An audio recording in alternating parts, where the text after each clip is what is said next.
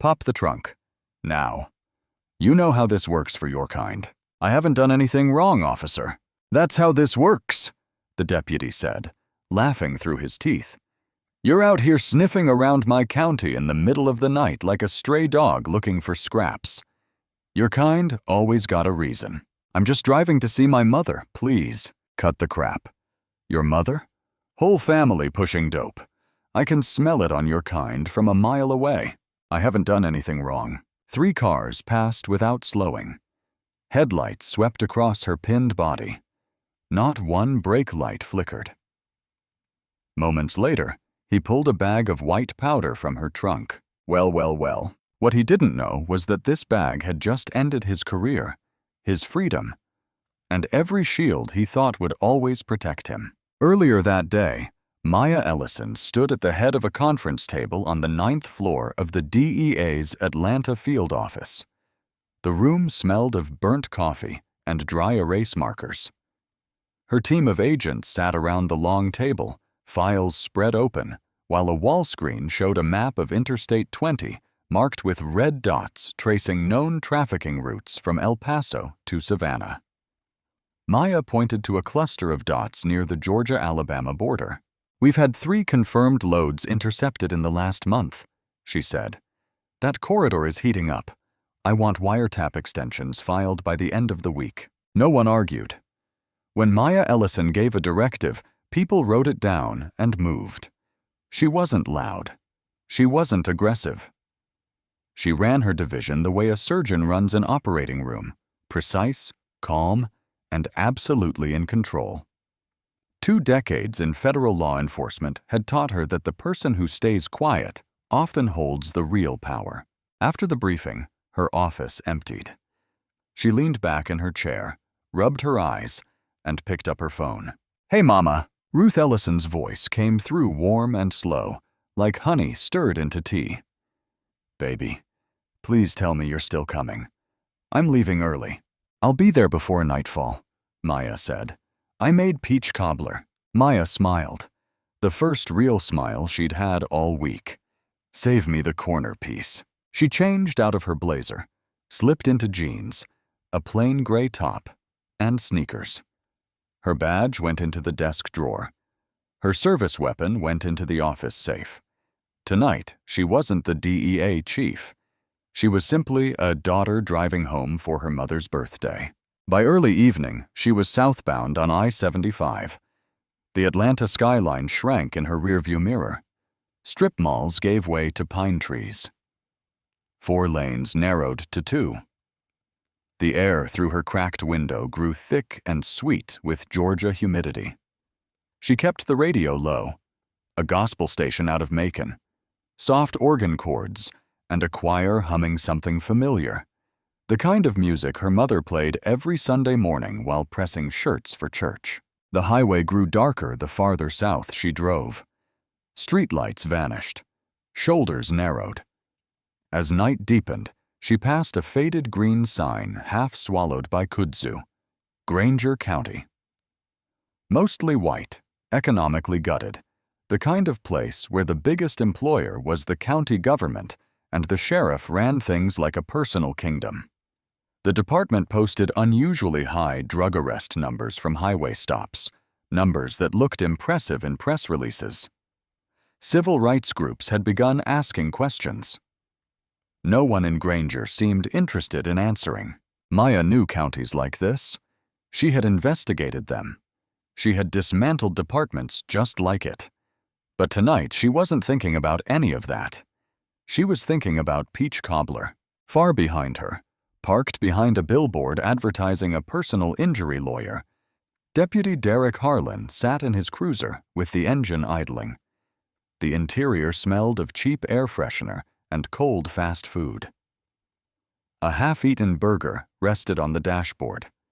His partner, Deputy Cole Ramsey, sat in the passenger seat scrolling through his phone. Harlan was talking. He was always talking. 9 this month, Ricky. 9. You know what that means? He held up his hand. Fingers spread. Best numbers in the whole department. Sheriff's going to love me at the next budget meeting. Ramsey didn't look up. 9 arrests from traffic stops? Drug seizures, baby. Every single one. Harlan grinned like he'd just told the best joke in the world. You just got to know what to look for. Ramsey shifted in his seat. He'd only been riding with Harlan for a few months, long enough to notice things, not long enough to say anything about them. Harlan's eyes locked onto his side mirror. A dark blue sedan had just passed them. Out-of-county plates. Single driver. He sat up straighter, leaned forward, squinted. The driver was black. Harlan reached for the ignition. That same grin spread across his face, the one Ramsey had learned to dread.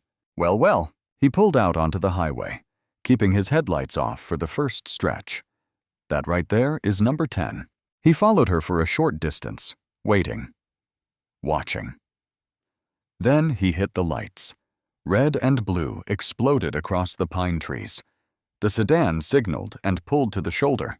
Maya Ellison checked her mirror, placed both hands at 10 and 2, and waited.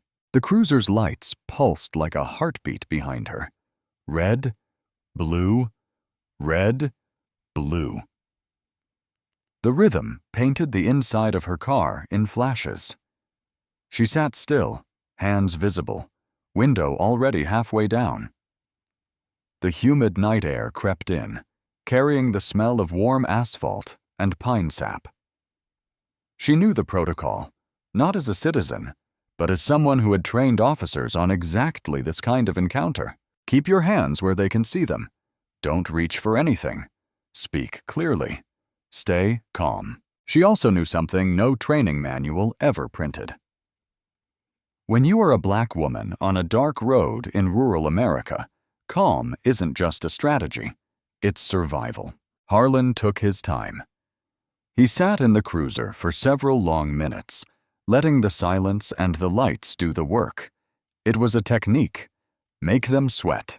Make them wonder. Make them nervous enough to say something stupid. Maya didn't sweat. She waited.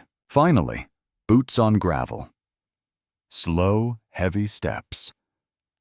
Harlan approached from the driver's side, flashlight raised high, not at the car, but directly at her face. The beam was blinding. She couldn't see anything past it, just white light and the silhouette of a man who had already decided what she was. He reached her window and stood there, said nothing for several seconds, just looked at her the way someone looks at something they stepped in.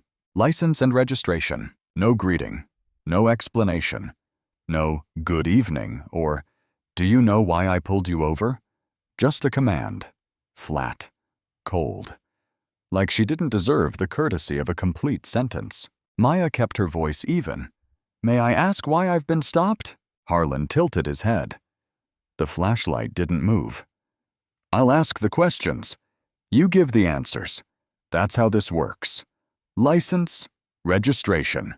Now. She reached slowly, deliberately, for the glove box. Every movement exaggerated, every gesture visible. She handed him the documents. He snatched them from her hand without looking at them, stared at her a beat longer, then walked back to his cruiser. Ramsey was already running the plates when Harlan slid into the driver's seat. What we get? Harlan asked, tossing her license onto the console. Ramsey read the screen. Maya Ellison. Atlanta address. Clean record. No warrants, no flags, marks or nothing. Harlan frowned. He picked up the license, studied it under the dome light, flipped it over like he expected to find something hidden on the back. Clean, Ramsey repeated. Maybe just let her go. Harlan didn't answer. He stared at the license for a long moment. Then he opened his door. Stay here, he told Ramsey. He walked back to Maya's window. This time, slower. The gravel crunched under each step like he was counting them. Ma'am? The word sounded wrong in his mouth, like he'd borrowed it. You were swerving back there. Crossed the center line twice. Maya hadn't swerved. She knew it. He knew it. The road had been straight for miles. Officer, I was driving within the lane. I've been on this road for— Are you calling me a liar? The question came fast and sharp, designed to shut her down. Maya paused, took a breath. No, sir. I'm just stating what happened. Harlan leaned both forearms on her door. His face was close enough that she could smell the onion from his dinner. His body camera was clipped to his chest, powered off. He didn't know she noticed. Here's what I think happened, he said, voice dropping low. I think you came down here from Atlanta carrying something you shouldn't be carrying. And I think if I look hard enough, I'm going to find it. I don't consent to a search of my vehicle, she said clearly, calmly, loud enough for Ramsey to hear from the cruiser. Harlan smiled. It wasn't a real smile. It was the expression of a man who had heard those words 100 times and never once let them stop him. That's cute, he said. He straightened up. Step out of the vehicle. On what grounds? I said, step out. Maya unbuckled her seatbelt. She opened the door slowly, placed one foot on the gravel, then the other, and stood to her full height, facing him directly. For just a second, something flickered across Harlan's face. Most people he pulled over were shaking by now, crying, pleading. This woman looked at him like she was memorizing him. It unsettled him, so he pushed harder. Hands on the hood. She complied, palms flat against warm metal. The engine was still ticking beneath her fingers. Harlan circled the car. He opened the driver's door and rifled through the glove box, pulled out a pack of tissues, a phone charger, a folded map, and tossed each item onto the passenger seat. He checked the center console, a half-empty water bottle, a gas receipt. Nothing.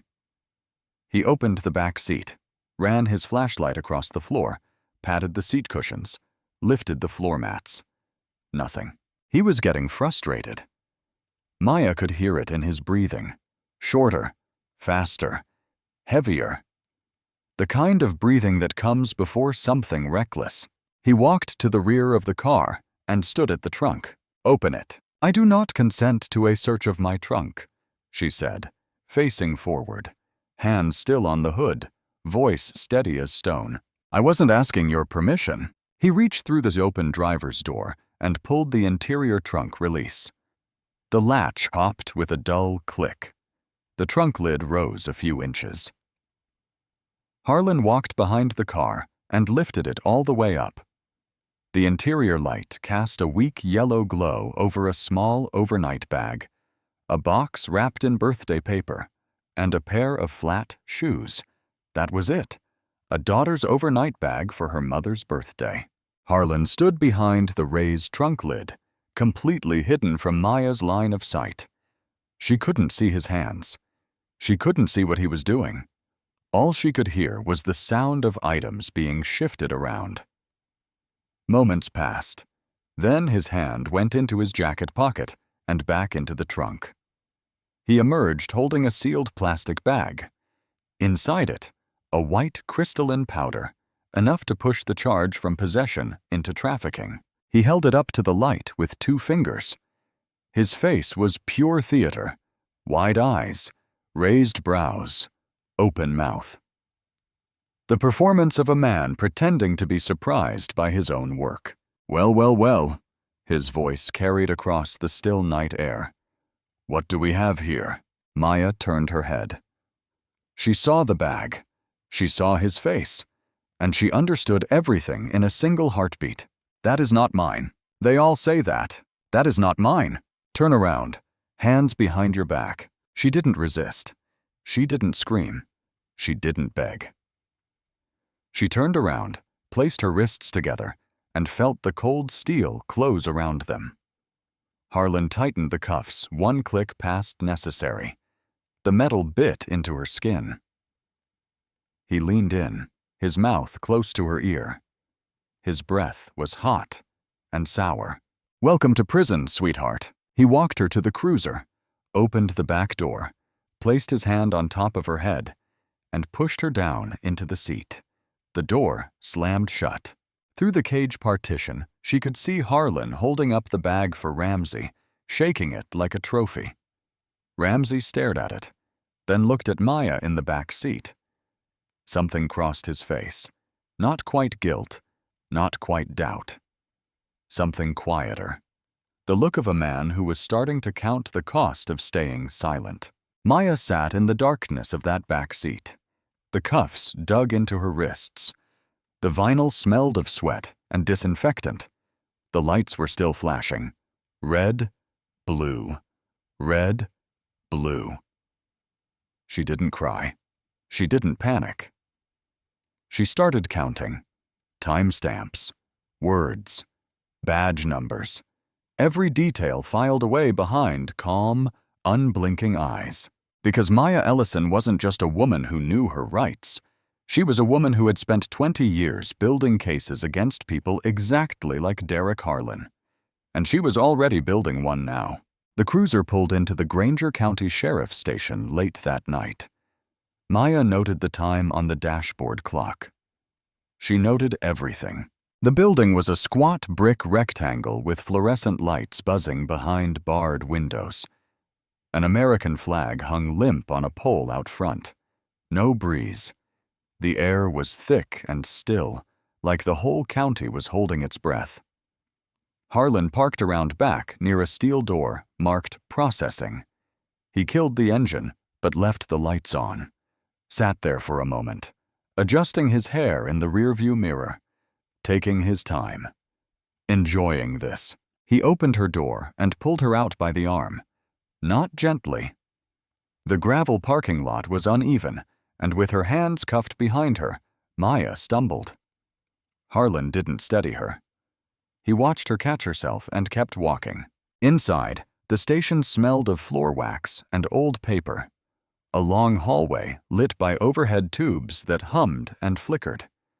At the end of it, a processing room with a counter, a camera mounted on a tripod, and an ink pad sitting on a metal tray. A female officer stood behind the counter. Her name tag read, Collins, mid-40s, tired eyes. She looked up when Harlan walked Maya in, and something shifted in her expression. Not alarm exactly, but awareness. The kind of look someone gets when the math doesn't add up. Maya was calm, cooperative, articulate. She wasn't shaking or sweating or avoiding eye contact. She stood straight and answered every processing question in a clear, measured voice. Full name? Date of birth? Address? Emergency contact? Collins typed each answer slowly. Her eyes kept drifting back to Maya's face, like she was trying to solve a puzzle she couldn't name. Harlan stood in the corner with his arms crossed, badge catching the fluorescent light. He was narrating the arrest to Ramsey, like a fisherman telling the story of his biggest catch, 28 grams, right there in the trunk. Didn't even try to hide it. He shook his head, grinning. They never learn. Collins glanced at him, then back at Maya. She said nothing. The mugshot camera flashed. The ink pad stained Maya's fingertips black. Her personal belongings were cataloged and sealed in a clear plastic bag. Her phone, her car keys, a small leather wallet, and a silver bracelet her mother had given her years ago. Maya watched the bracelet go into the bag. That was the first moment her jaw tightened. The only crack in the armor. It lasted half a second. Then it was gone. I'd like to make my phone call, she said. Harlan didn't even look at her. System's down. The phone system is down? That's what I said. Maybe in the morning. He pushed off the wall and nodded toward the hallway. Take her back. Collins led Maya down a corridor lined with holding cells. Most were empty. The one at the end had a metal bench bolted to the wall, a steel toilet with no seat, and a single bulb caged behind wire mesh. The air smelled of bleach and rust. The cell door closed with a sound Maya knew well. She'd heard it hundreds of times from the other side, the heavy clank of steel locking into steel. But tonight, for the first time in her career, she heard it from inside. She sat on the bench. The metal was cold through her jeans. She placed her hands on her knees and stared at the wall. She wasn't afraid. Fear was a luxury for people who didn't have a plan. Maya Ellison had a plan. She just needed a phone. Back in the processing room, Harlan was already writing his report. He pecked at the keyboard with 2 fingers, tongue pressed against his lower lip. The words came easy. He'd written this story before. Probable cause. Strong odor of marijuana emanating from the vehicle. Upon search of the trunk, officers discovered approximately 28 grams of a white powdery substance consistent with cocaine. Clean, clinical, designed to hold up in court, designed to be unchallengeable. He filed it, logged the evidence bag, and clocked out. Shortly after, Harlan and Ramsey were sitting in a booth at a diner a few miles from the station. The place smelled of bacon grease and burnt pie crust. A jukebox in the corner played something old and country. Harlan ordered pecan pie and black coffee. Ramsey ordered nothing. He sat across from Harlan, peeling the label off a water bottle, not looking up. "Relax, Ricky," Harlan said, forking a piece of pie into his mouth. "Clean arrest. Open and shut." She said the stuff wasn't hers. They always say that.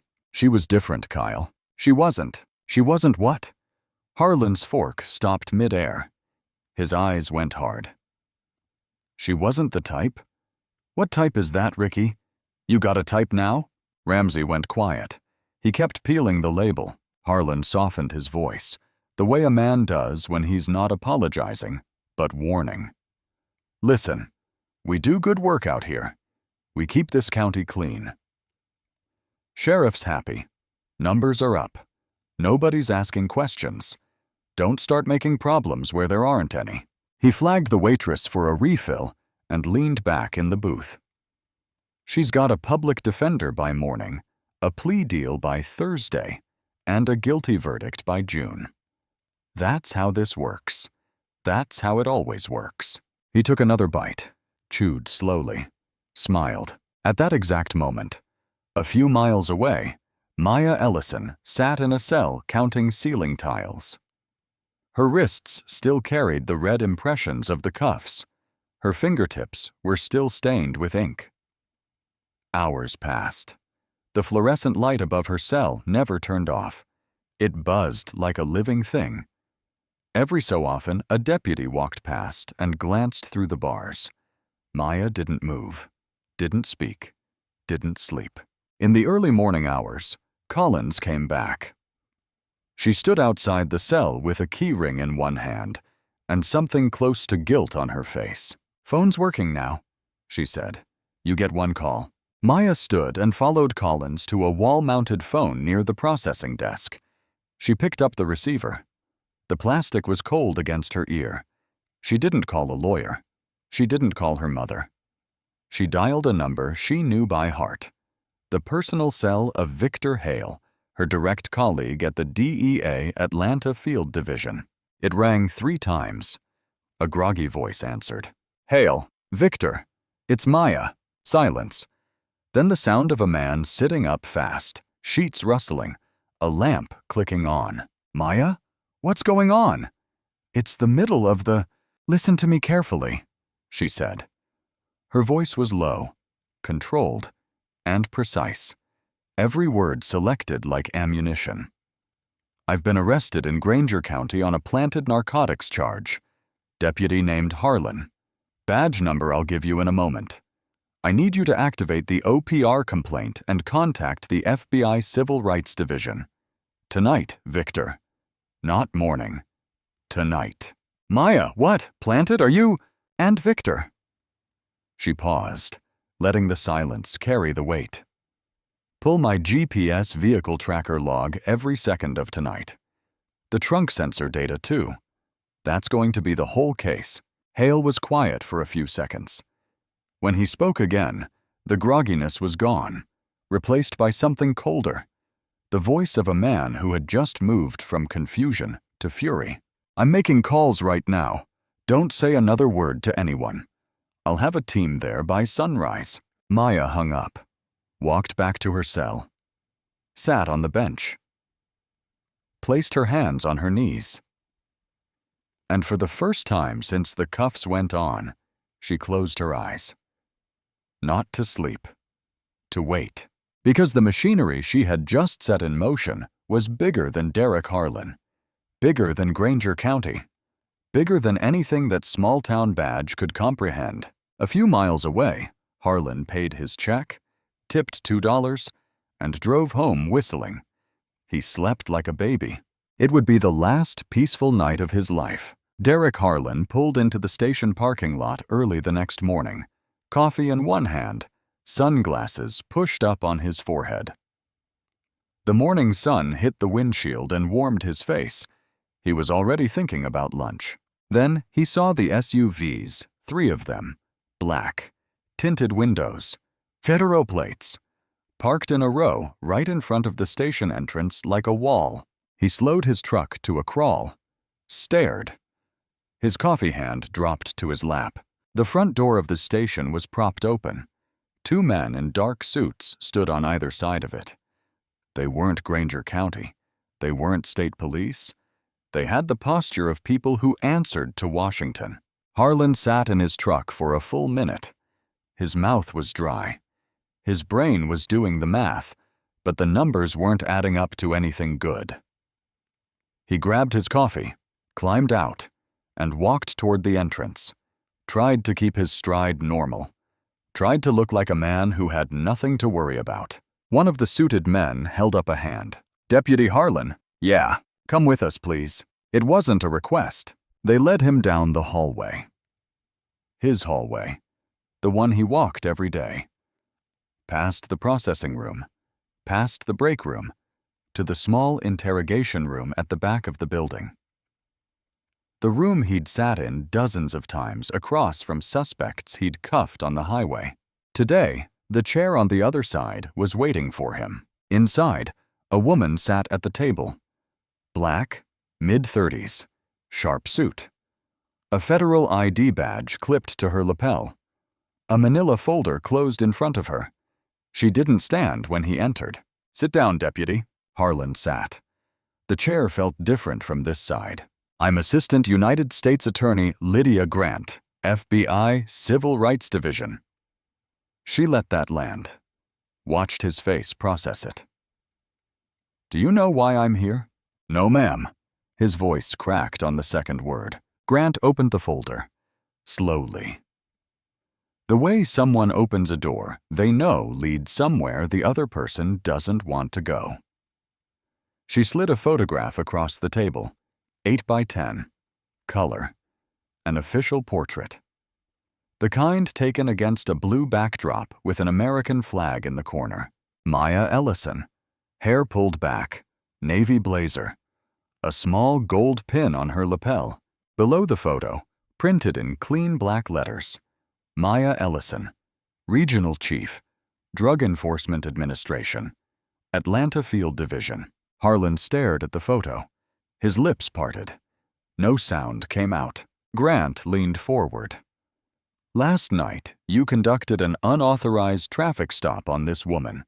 You fabricated probable cause. You performed an illegal search, and you planted a quantity of cocaine in her vehicle. That's not. You then arrested a senior federal law enforcement executive on charges you manufactured. You denied her access to a phone for hours.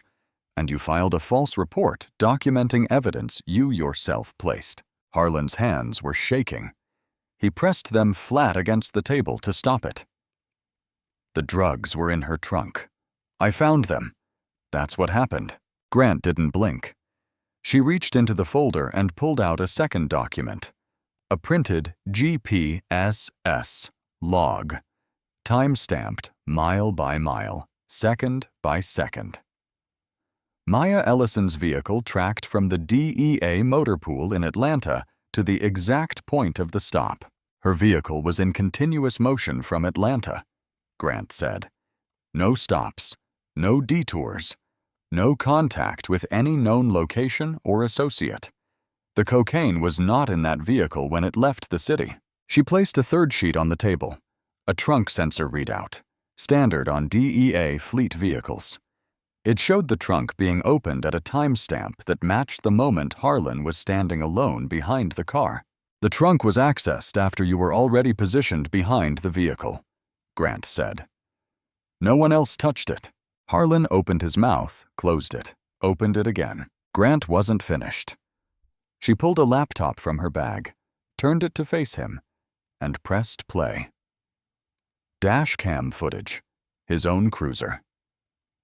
The timestamp in the corner matched the previous night. The angles showed the rear of Maya's sedan clearly. The trunk lit up, Harlan standing behind it.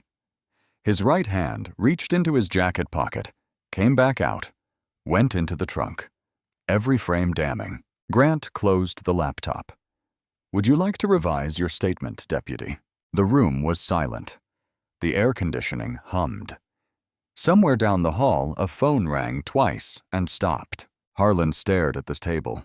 His badge suddenly felt very heavy on his chest. 20 minutes later, Maya Ellison walked out of the holding area. Same jeans, same gray top, same sneakers. No cuffs, no ink on her fingers. She'd washed them twice. She walked down the hallway toward the front exit, calm, unhurried, the same way she walked into every room she'd ever commanded. Halfway down the corridor, she passed a man going the other direction, hands cuffed behind his back. 2 FBI agents flanking him, head down. Derek Harlan, walking toward the same cell she had just left. Maya stopped. He stopped. Their eyes met. She said nothing, not a word, not a sound. She just looked at him, steady, unblinking, for 3 full seconds. Then she turned and walked into the morning sunlight. The door closed behind her. They put Harlan in the same chair Maya had sat in during booking. Same counter, same camera, same ink pad. Colin stood behind the counter again. She didn't say a word, didn't need to. The look on her face said everything, the quiet satisfaction of a woman who had sensed something was wrong and had just been proven right. Harlan's hands trembled as they pressed into the ink. His fingers left smudged prints, sloppy, uneven. Nothing like the clean, precise prints Maya had left hours earlier. His mugshot was taken under the same fluorescent light. But where Maya had faced the camera with steady, unblinking eyes, Harlan couldn't hold still. His jaw kept shifting. His gaze kept dropping. He looked like a man watching his own life leave the room. Back in the interrogation room, AUSA Lydia Grant laid it out for him. Slow, clear. The way you explain something to someone who still thinks there's a way out. You're facing federal charges, Deputy. Deprivation of civil rights under color of law. Evidence tampering. False arrest. Filing a false police report. Harlan shook his head. Kept shaking it like the motion could undo something. I can explain. It was a routine stop. I followed procedure. The drugs were yours, Grant said. Her voice didn't rise. It didn't need to. We have dashcam footage of you reaching into your own pocket before placing a substance in the trunk. We have GPS data proving the vehicle was clean. We have a trunk sensor log. And we have your own partner. That last word hit different. Harlan's head snapped up. Rick? Deputy Ramsey is in the next room. The color left Harlan's face like water draining from a sink. Ramsey was already talking. Had been talking since early that morning when FBI agents knocked on his apartment door and showed him 2 options. Option 1, cooperate, provide a full sworn statement, and face reduced charges. Option 2, go down with Harlan for every single stop, every single bag, every single lie. Ramsey chose option 1 before they finished explaining option 2. His statement was detailed. Names, dates, locations. At least a dozen prior stops where Harlan had planted narcotics, all on Black or Latino drivers, all on the same stretch of highway, all resulting in convictions or coerced plea deals from public defenders who never questioned the evidence. A dozen people exposed to the same lie Maya had been exposed to. Except none of them had a GPS tracker. None of them had a trunk sensor. None of them had the personal number of a federal agent on speed dial. They had nothing, and they went to prison anyway. Grant compiled Ramsey's statement, cross-referenced it with arrest records, and handed the file to the FBI team lead. The scope was no longer one bad stop. It was a pattern, a system, a career built on planting evidence on people who couldn't fight back. Down the hall, Sheriff Earl Whitaker sat in his office with 2 FBI agents and a door he wished he hadn't opened. They placed internal complaint records on his desk. 6 complaints filed against Harlan over several years. Racial profiling, excessive force, suspicious evidence handling. Every single one marked, "Reviewed, no action required," in Whitaker's handwriting. "Sheriff, were you aware of Deputy Harlan's conduct during traffic stops?" Whitaker ran his tongue across his lower lip. "Harlan's a good officer. His numbers speak for themselves. His numbers are fabricated, and you signed off on every one of them." Whitaker was suspended effective immediately. His badge and weapon collected before he left the building. By midday, he was standing in front of cameras in the parking lot giving a press conference that fooled no one. "I had no knowledge of any misconduct within my department. I am fully cooperating with the federal investigation." A reporter in the front row raised her hand. "Sheriff, 6 complaints were filed and you personally closed all of them. How is that no knowledge?" Whitaker blinked, opened his mouth, closed it. The press conference ended 90 seconds later. Meanwhile, in the parking lot behind the station, Maya Ellison leaned against her sedan and called her mother. Ruth answered on the first ring. "Baby, where are you? Are you all right? I've been calling since—" "I'm okay, Mama." Maya's voice softened in a way it never did at work. "I'm okay. I'll be there in an hour." A pause, then Ruth, quiet and steady. "I saved you the corner piece." Maya smiled, closed her eyes, let the morning sun warm her face. "I know you did, Mama." The FBI didn't just investigate Derek Harlan, they dismantled him. Within days, a federal forensic team arrived in Granger County. 2 unmarked vans, agents, boxes, hard drives, evidence bags, a stack of subpoenas thick enough to break a desk. They set up a temporary command post in the Granger County Public Library, the only building in town with enough space and no connection to the sheriff's department. They seized every narcotics case file from the department going back years, every arrest report Harlan had ever written, every evidence log he had ever signed, every field test result, every booking photo. They pulled the physical evidence too: bags of powder, field test kits, chain of custody forms, all of it boxed, labeled, and shipped to the DEA Forensic Laboratory in Atlanta for independent testing. The results came back in waves, and each wave was worse than the last. Of the drug arrests attributed to Harlan over the past several years, forensic analysis flagged many as suspicious. The substances recovered from these cases shared identical chemical markers, the same purity level, the same cutting agents, the same trace compounds, not from multiple street-level dealers, not from different supply chains. One source. Investigators traced that source to a sealed container found in the back of Harlan's personal locker at the station, a locker no other deputy had access to, a locker he kept padlocked with his own combination. He hadn't just planted evidence once. He had maintained a supply, restocked it, portioned it out, treated it like inventory in a business. Because to him, that's exactly what it was. Every planted bag was a stat. Every stat was a number on a spreadsheet. Every number kept the sheriff happy and kept Harlan untouchable. Until now, a dozen cases were confirmed as wrongful convictions.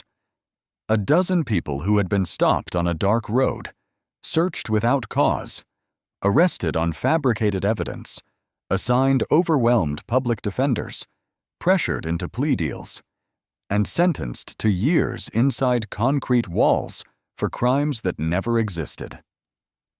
8 of them were still incarcerated, sitting in cells at that very moment, eating prison food, wearing prison clothes, counting days on calendars that should never have started. The federal court in Atlanta issued emergency orders. One by one, the convictions were vacated. One by one, the paperwork moved through the system. One by one, the cell doors opened. Jalen Brooks walked out of Macon State Prison on a Tuesday morning. He was in his early 20s.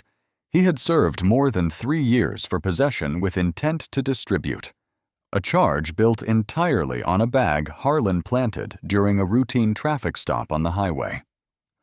Jalen had been a sophomore at a community college studying business administration when he went in.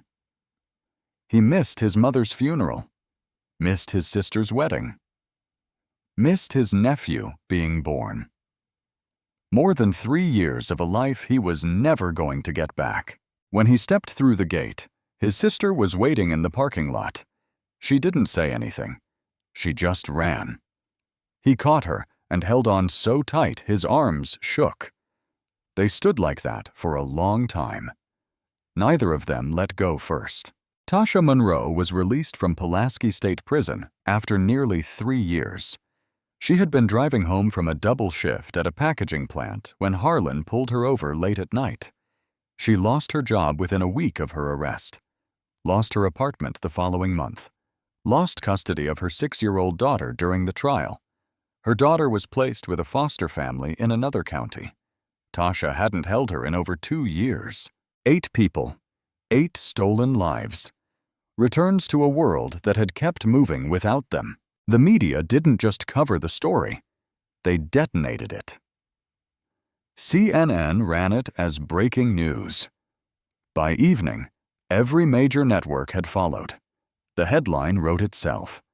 Variations of the same devastating sentence splashed across every screen in America. DEA chief arrested by corrupt deputy who planted drugs in her car. Corrupt Georgia cop planted cocaine on federal agent, exposed by her own tracking system. A dozen wrongful convictions exposed after deputy plants drugs on DEA regional chief. Social media caught fire. Clips from the courthouse steps. Photos of the freed. Screenshots of Harlan's booking photo next to his official department portrait. Comment sections flooded with rage, relief, and one question repeated thousands of times. How long would this have continued if he had picked a different driver that night? Maya Ellison's name was everywhere. Interview requests flooded the DEA's public affairs office. Every network wanted her face. Every producer wanted the exclusive. She declined them all. Instead, she released a single written statement through the DEA communications office. 41 words. What happens to me happens to people who don't have a badge or a title. I had the tools to prove my innocence. Most people don't. They are the ones who need your attention, not me. The statement was shared millions of times, printed on protest signs outside the Granger County Courthouse, read aloud on the Senate floor by a Georgia congresswoman who choked up on the last sentence, quoted in law school classrooms, police reform panels, and editorial boards from Atlanta to New York. Maya never commented further. She let the words stand alone. They didn't need her help. The federal trial began weeks later in the Northern District of Georgia. United States versus Harlan. A USA. Lydia Grant led the prosecution. The courtroom was packed every day. Press filled the gallery. Camera crews camped on the courthouse steps.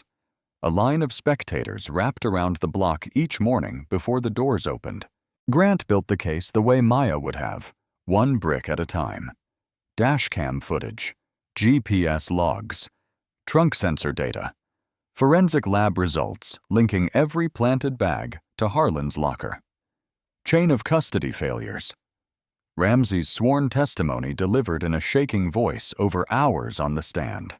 And then the witnesses. Several of the wrongfully convicted took the stand. One by one, they described in quiet, steady voices the night they were stopped.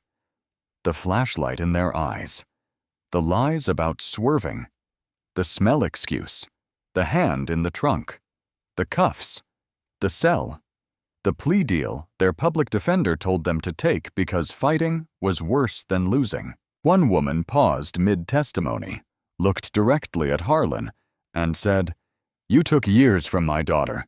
She still flinches when she sees a police car." The courtroom was silent for 10 seconds. Harlan's defense attorney argued the stop was routine, that the drugs were legitimately discovered, that the dashcam footage was inconclusive, and the angle misleading. The jury watched the footage 3 times. Harlan's hand going into his jacket, coming back out, going into the trunk, frame by frame, second by second. They deliberated for 4 hours. Guilty. Every count. The sentencing hearing was held 2 weeks later. Harlan stood before the judge in an orange jumpsuit. No badge, no gun, no smirk. Just a man in chains staring at the floor.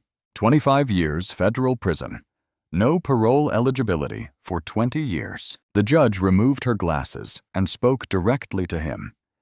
You swore an oath to protect. Instead, you weaponized your badge against the very people you were duty-bound to serve. You manufactured crimes. You destroyed lives. And you did it knowing that the people you targeted had no power to stop you. This court has no tolerance and no mercy for that betrayal. Harlan was led out through a side door. He didn't look back. He didn't need to. Everyone in that courtroom had already stopped looking at him. Sheriff Earl Whitaker was tried separately. Obstruction of justice, civil rights violations, willful failure to investigate credible complaints. He sat on the stand and claimed ignorance with the confidence of a man who had been lying for so long, he'd forgotten what truth sounded like. The jury didn't believe him. 10 years federal prison. Deputy Cole Ramsey received a reduced sentence of 3 years for his cooperation. He was permanently banned from law enforcement in any state. When he left the courtroom, he didn't speak to reporters. He walked to his car with his head down and drove away.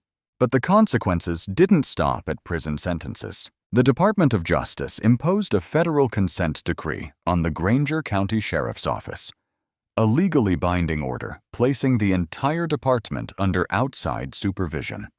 Mandatory body cameras with tamper-proof activation for every officer on every shift. An independent civilian oversight board with full subpoena power. A complete review of every arrest made in the county over the preceding decade.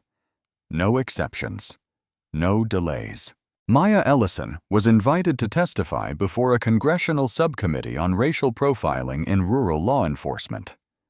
She sat behind a single microphone in a wood-paneled hearing room in Washington, D.C., and spoke for 45 minutes without notes.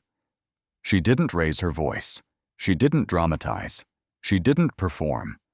She presented data, case numbers, exposed patterns.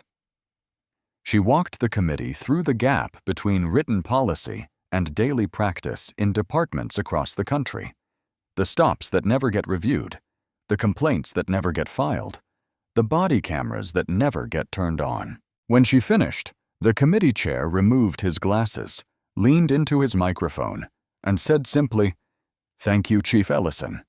This testimony will not be forgotten." Maya nodded once, collected her folder, stood, and walked out the same way she always did. Straight ahead, eyes forward, unhurried. Maya was offered a promotion months after the trial. Deputy Administrator in Washington, D.C. A corner office with a view of the Capitol Dome. The kind of title that ends careers on a high note. She turned it down in a single phone call. "I appreciate it, sir, but my work is here." Here meant Atlanta. Here meant the field. Here meant staying close to the communities she served, and close to her mother, who still made peach cobbler every time Maya drove down on weekends. But Maya didn't just go back to work. She built something. She used her own savings to establish a legal defense fund, a small nonprofit focused on one specific mission: representing people who had been wrongfully convicted through planted evidence in rural jurisdictions. The kind of cases that never made national news. The kind of defendants who couldn't afford a private attorney and got buried by a system that was never designed to catch its own lies. She didn't name the fund after herself. She didn't hold a press conference. She just hired 2 attorneys, rented a small office in downtown Atlanta, and started reviewing cases. Within the first year, the fund identified additional cases across multiple states with evidence patterns that matched what Harlan had done. Several of those cases resulted in overturned convictions. The people freed from Harlan's lies were rebuilding, slowly, painfully, but rebuilding. Jalen Brooks enrolled at Georgia State University. He was sitting in a freshman English class next to teenagers, and he didn't care. He told a reporter, "I lost years. I'm not losing one more day." Tasha Monroe got her daughter back. It took months of family court hearings, a new apartment, and a job at a community health clinic.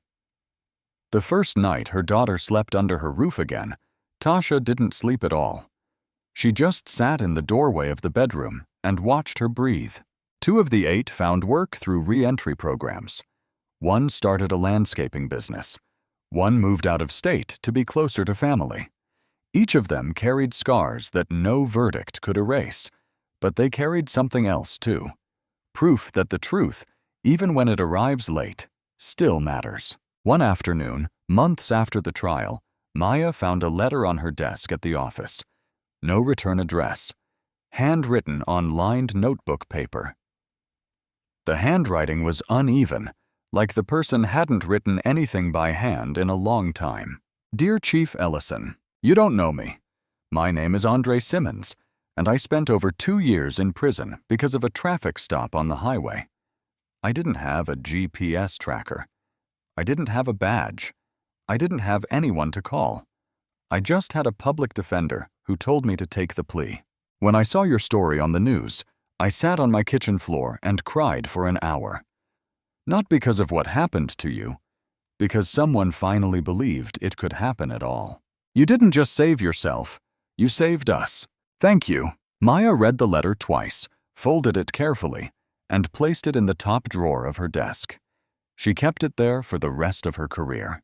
On a Friday evening in late October, Maya Ellison drove south on the highway. Same dark blue sedan. Same cracked window. Same gospel station humming through the speakers. Choir voices lifting over soft organ chords. The sun was setting behind the pine trees. Golden light cut through the branches in long, warm slashes. The air smelled of wood smoke and cooling earth. She passed the faded green sign, Granger County. She didn't flinch. She didn't slow down. She didn't look twice. She just drove. So here's my question for you. If Maya Ellison hadn't been the DEA chief, if she had just been a nurse, a teacher, a mother driving home from a late shift, would this story have ended the same way? Think about that. Really think about it. Drop your answer in the comments. I want to hear what you believe, not what you hope. What you actually believe would have happened. And if this story hits you, if it made you feel something, share it with someone who needs to hear it. Sometimes a story is just a story, but sometimes it's a mirror. And the reflection is harder to ignore than you think. Like, subscribe, turn on notifications.